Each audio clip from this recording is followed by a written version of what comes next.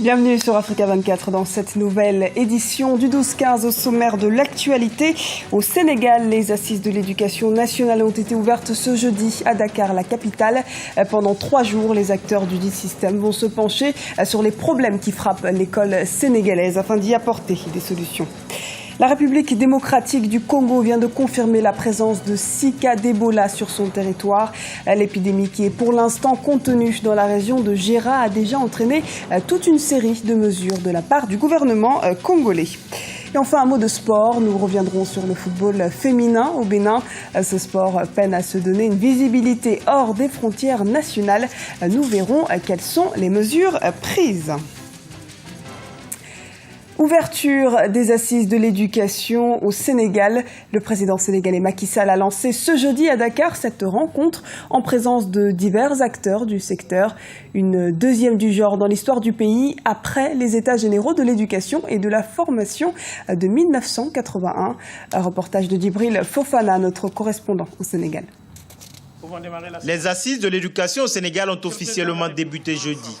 Celles-ci interviennent plus de 33 ans après les derniers états généraux de l'éducation.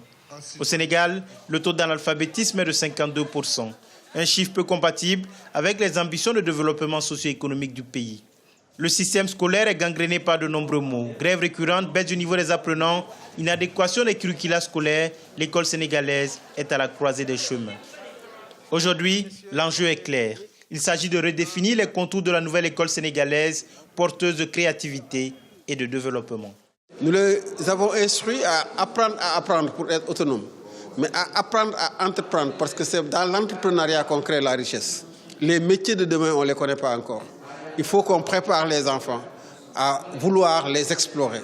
Mais ce qu'on doit mettre au cœur de notre stratégie, c'est l'utilité sociale. L'utilité sociale participe de plusieurs choses. Aujourd'hui, beaucoup de métiers, nous les avons négligés, des métiers de maçon, de menuisier. Pourtant, on peut bien gagner sa vie avec. Mieux, on peut transformer les choses avec. Au Sénégal, l'éducation nationale a toujours été le plus grand poste de dépense pour les finances publiques. Sous l'ancien régime, il captait plus de 40% du budget national. Aujourd'hui, c'est 32% du budget qui lui est consacré.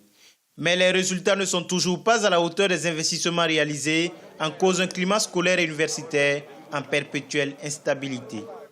Aujourd'hui, nous sommes dans une posture totalement positive.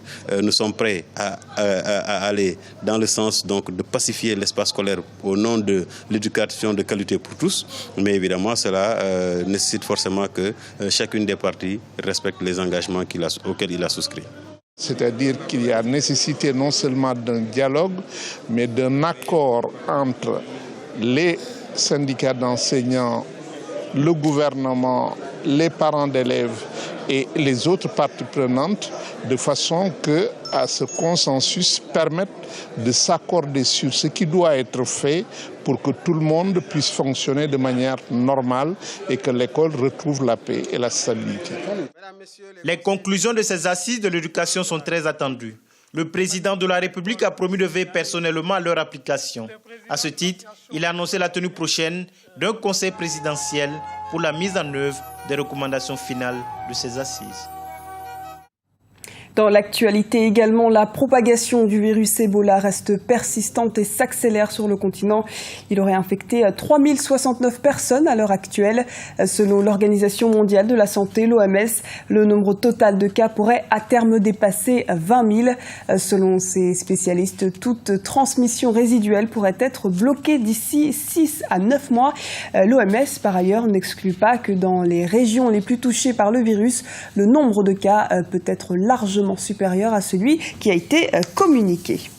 Je vous le disais, le virus Ebola se propage. Le continent s'arme pour coordonner les efforts contre l'épidémie d'Ebola.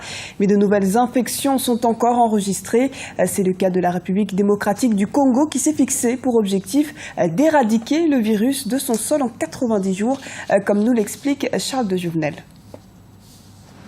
La République démocratique du Congo a annoncé avoir pris un grand nombre de mesures pour lutter contre l'épidémie d'Ebola qui sévit actuellement en Afrique. Le but affiché est de contenir puis d'éradiquer le virus dans un délai de 90 jours, selon les déclarations du ministre congolais de la Santé, Félix Kabange Numbi. Le ministre a par ailleurs confirmé que 6 cas d'Ebola avaient été décelés en République démocratique du Congo, bien que l'épidémie ait été contenue à plus de 1200 km de Kinshasa.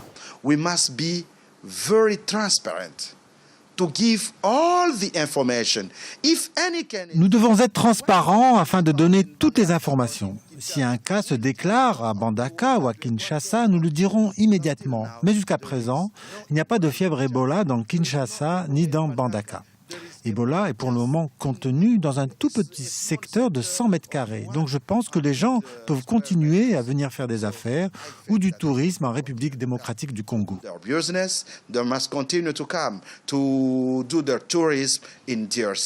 Selon l'Organisation mondiale de la santé, l'épidémie d'Ebola aurait déjà causé plus de 1400 victimes dans 4 pays d'Afrique de l'Ouest, la Guinée, le Libéria, la Sierra Leone et le Nigeria. Face à l'urgence de la situation, M. Numbi a ajouté que le secteur de Gera, touché par Ebola, avait été mis en quarantaine. Plus encore, les services sanitaires de la région ont été renforcés.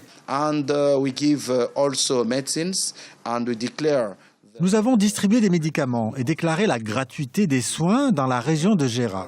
Comme vous pouvez le voir, nous avons pris de nombreuses mesures, car le président Kabila a déclaré que cette épidémie doit être contenue dans cette région. Nous devons donc faire tout notre possible pour l'arrêter. La République démocratique du Congo, où le virus Ebola avait été identifié pour la première fois en 1976, a donc affirmé par la voix de son gouvernement sa volonté d'éradiquer une fois de plus le virus de son territoire. Pour ce faire, il s'est accordé un délai de 3 mois. Au Bénin, le football féminin veut s'imposer sur la scène internationale, mais sans compétition officielle depuis plus de 5 ans, ce sport peine à se donner une visibilité hors des frontières nationales. Un championnat féminin devrait, cela dit, voir le jour avant la fin 2014. Une bouffée d'air pour ces sportives, comme nous l'explique Chérel Yowa-Tawema, notre correspondante au Bénin. Au Bénin, le football féminin aspire à sortir de l'ombre. Créé en 2008, Tigresse FC est l'un des clubs de football pour femmes les plus anciens du pays. Détentrice de plusieurs trophées, dont celui du tournoi féminin de football en 2012 et vainqueur de matchs amicaux contre des équipes africaines comme celle du Togo, les Tigresses sont de plus en plus présentes sur la scène nationale. Malgré cette volonté, elle déplore l'absence d'un championnat national et le peu d'intérêt accordé au football pour femmes. Notre objectif, c'est d'abord, comme vous venez de constater, montrer à notre public qu'il y a toujours cette équipe féminine qui existe et qu'on ne s'est pas découragé parce qu'on ne s'entraîne pas comme il faut. Il n'y a pas de championnat chez nous, il n'y a pas assez de compétition. Donc, on est quand même prête à tout. On se peine, on joue. On espère qu'un jour, on pourra nous organiser quelque chose comme championnat, comme on le fait pour les hommes. En dépit de ce climat difficile pour les joueuses professionnelles, des décisions importantes pour le foot féminin ressortent de la dernière Assemblée générale de la Fédération béninoise de football, tenue le 20 août dernier. Il s'agit, entre autres, de la relance du championnat féminin avant la fin de l'année 2014.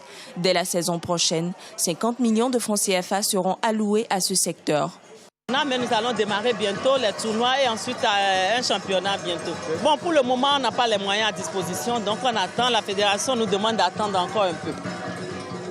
Cette politique en faveur du sport féminin permettra à la base de relancer les championnats départementaux afin de promouvoir et encourager les jeunes clubs. Une vision qui devrait assurer le rayonnement du football féminin béninois. Et avant de clore cette édition, Amadou Balaké s'en est allé. Le chanteur burkinabé est décédé ce mercredi soir à Ouagadougou à 72 ans, emporté par un diabète dont il souffrait depuis des années. Surnommé la Voix d'Or, il a marqué l'histoire des musiques mandingues et afro-cubaines. Mais le point d'orgue de la carrière d'Amadou Balaké est sans nul doute son disque d'or de la radio-télévision ivoirienne en 1982 avec Taximan n'est pas gentil. Et c'est la fin de ce journal. Merci de nous avoir suivis. Restez avec nous dans un instant. Une nouvelle édition du 12-15 sur Africa 24.